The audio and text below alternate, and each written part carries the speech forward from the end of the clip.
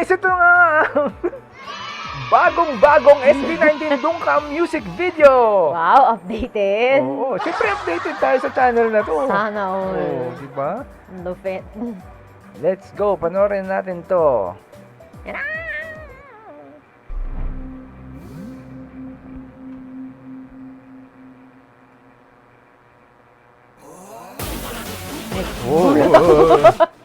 Grabe naman yung intro na yun, ah. Ganun agad. Bum, barabang, bum, bum, barang, bum, bum, barabang, bum, bum, barang, bum. Ito talaga yung may ano Go, ninja, go, ninja, go! Go, ninja, go, ninja, go! Ito talaga yung ano yung music video na may wow. Oh, Alam yan niyo, talaga may wow pagpasok mo factor. talaga may Oh. ganun. May wow. Kailangan hinaan mo kagad bigla yung audio, eh. Nagulat Ang ako. tindi ng intro, Matindi eh. yung gulat eh. Talagang may ganun eh. For the basag eardrum. Pira yan. Uy! Ba, may Uy! pakuri-kuryente pa. Ilig ni Diyos sa kuryente, no? Oo. Kaya nasusunog yung kamay nito doon sa ano eh. Ay, wow! Ay, ang grabe yan, sarap. yan. Huwag ganito, kuya. Anong oras na? Intro pa lang, Huwag ka pagkain pa. nagpapakita ng mga ganyan sa amin pag Ganon. ganitong oras. Pero parang ang sloppy mo namang kumain. rinig ko pa yung mga... Parang ganun yung mga, yung mga vlogger sa pagkain. Pag kumakain sila, ginaganon pa Talaga nila. yung ano, yung mga... Pinaparinig nila yung mga laway na... Oo, yung ang tawag nila dyan. Yung tawag nila sa- Mukbang? Hindi, yung ano yung mga Iba yung tunog mga ganun. ASMR, Oo. yan. Puso yung mga ganun eh.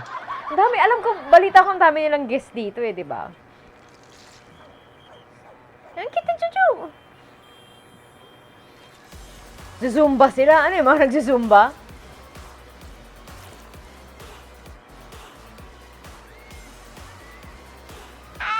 Si Kuya pala, astig to eh.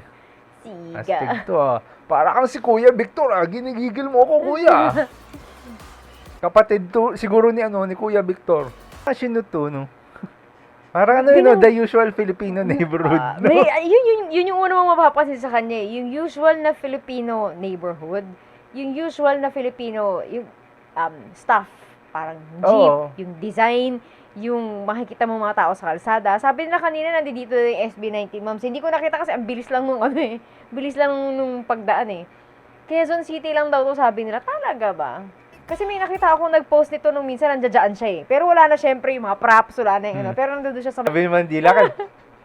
Naka-ano pa eh. Alam mo yung naka-animal print pa eh. Di ba? Naka-animal print pa si Ken eh. O, tira mo oh. Yun o, yung usual na mga ano, no? Yung mga tambay sa kanto, yung mga manok pa. Kanina nga parang may mga nagsusumba pa eh. Oo.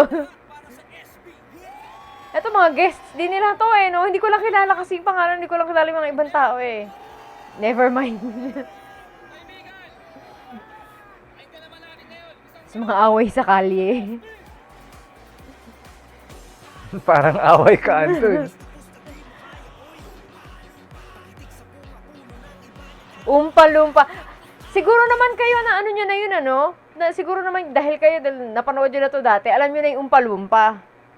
Yung kasi... Alam ko binanggit yung siya- Dua Lipa, pero yung Pumpa-Lumpa, di ko alam. Umpa-lumpa. Siguro yung mga may umpa-lumpa parang ano yan eh, parang siyang character sa, parang fictional character na mga maliliit sila ng mga tao na parang silang tao, pero parang hindi sila tao, pero parang fictional character. Kalak ka. Sa ano, no, 'di ba si ano pangalan nun? Yung ano, yung gamer na ano na yung babae. Si Josh talaga yung kasama niya doon kasi pareho silang gamer, yun yung trip nila sa buhay. Tapos yung sumunod si ano, ito, Mimia. Wow, galing. Taas tumalon nito. No? Sa Alodia, yun. Parang Dikembe Botombo ah. Kilala niyo ba yun sa NB? Postpone daw yung campaign period kasi ano, may piyesta sila.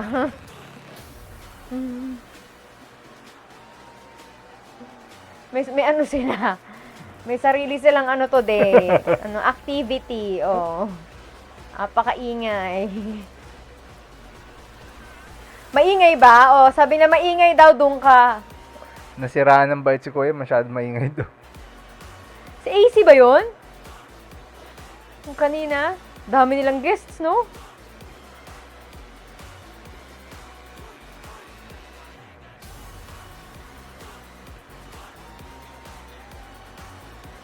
Wow. Yun na yung susunod na member nila, iba na. Kalagag ka sa akin. Bira. Hindi niya masyadong kuha si Stel, no? Yung kaldag talaga yung ano niya. Eh, eto na. Pinakabongga sa kanilang lahat. Oh. Si Meme, ano ka? Grabe, ang dami na Taray. talagang pera ng boys. Oh, di ba? Oo, grabe. Ay, hindi ba si ACC Mahi-Mahi pala yun yung kanina? Ang chaotic nitong Oo, nung music ang video na to, grabe. Napakaingay siguro talaga nito nung ginagawa nila to. Tapos, napakagulo talaga. Tapos lalo na pag nag-play sila ng music. Kasi di ba nasa labas to? Oo, kasi syempre kailangan na lalakasan sayawan mo yung talaga, music. Eh. Oo.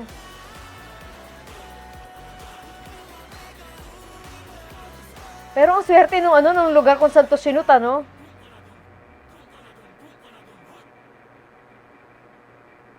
Tapos na? Oo. May mga apoy pa sa gilid eh. Parang ano talaga eh, parang grounded talaga sa ano yun, no? Sa parang kultura ng ano, ng yung Pinoy na kultura. Meron pa kasi na parang rap battle kanina, di ba? Pero hindi naman, wala naman si Kuya eh. Hindi Pero naman ano siya yun, no? nagsalita eh. Ang chaotic talaga, grabe. Halos di mo na nga makita SB, ang dami nangyayari. Yun talaga yung intention niya eh. Oo. Yun yung intention niya. Kaya nga di ba parang nag-ano sila ng maingay ba? Maingay ba? Parang ganon. O di doon ka. Ayaw mo na maingay. Kasi ang intention nila mag-ingay. Ganon talaga yung ano nila. Grabe. Yung intention ng music video talaga. Simula pa lang ingay na ng music. Pag naiingayan ka ba? Di doon ka. Ayaw mo ng ganito? Di doon ka. Parang ganon. Pero ano to eh, no? It's like the second version of Bazinga. Pero mas maingay ito. Oo. Pero kayo dyan sa live stream, ano mas trip ninyo? Bazinga o ito? Sige nga, tingnan Sige, nga natin. Yung mga kapanood oo, nga yung nila, mga tingnan nga natin. Ano yung mas trip nila? Kasi ako personally, parang mas trip ko to. Kasi ano Although mas malakas talaga, mas maingay talaga tong kanta na to. May iba kasi yung ano niya, mayroon kasi siya parang parang may tao siya na pinatatamaan dito sa song na to.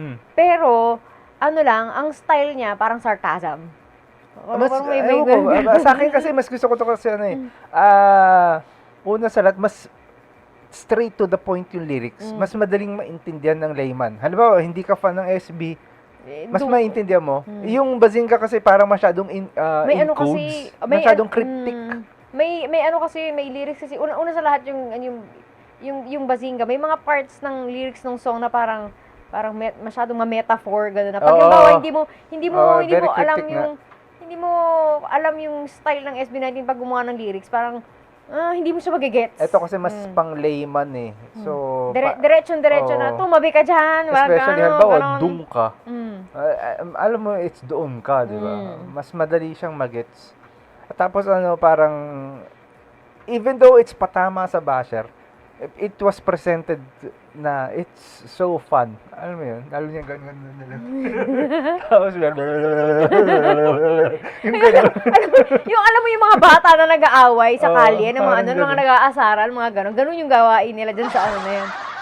Yung lakas nila mambuisit, yung mga kaklase mo na nakakabwisit sa school, yung mga ganun. Yung mga kapitbahay mong tambay na malakas mang asar, ganun. Ganun yung ganun yung nila, yung gusto nilang parang palabasin dito sa sa video na to. So, ang lakas niya mang asar. Kung ikaw yung pinatatamaan ng kanta, nakakabwisit talaga siya. Mas even though parang syempre, nag-billboard, tama nga ba? Nag-billboard yung dati. Oo. Pero ito, mas, mas gusto ko to. Especially nung nakita ko nga yung nila, yung performance sa VR, dun sa So Experience. Ang kulit, grabe, ang kulit nung Iba pag pina-perform nila in akala mo in person yun. Hindi kasi parang in person kasi nila pina-perform malapit yun kasi, syempre naka-VR ka di ba? Malapit tignan yung damang-dama mo dun sa VR, dun sa So Experience, yung yung kung paano nila i-interpret to. It's, iba to in a fun way. Alam mo yun? Parang nangaasar lang talaga. Pati yung choreography nila, yung alam mo yun, parang nandiyan mag-8-8, nandiyan mag kung ano-anong gawin, alam mo yun, parang ang hataw-hataw, tapos bigla sila magsi-sexy dance na gano'n. ba yan? Basta puro kalokohan ng SB. Alam mo yun, lahat Nailalabas nila yung naipasok dito. Oo. Parang, Yung kulit nila, yung tinatago nilang kulit, ilabas nila dito, ganun. ay, nako, grabe. Sa wakas, napanood na namin to. Wow, ang aga! Salamat sa Experience. Na-push nyo kami na panoorin to. Ay, nako. Agad. Agad, di ba? Oo. Ayan, hanggang dito ang ating reaction. Don't forget to like, share, and subscribe. Bye-bye. Bye-bye.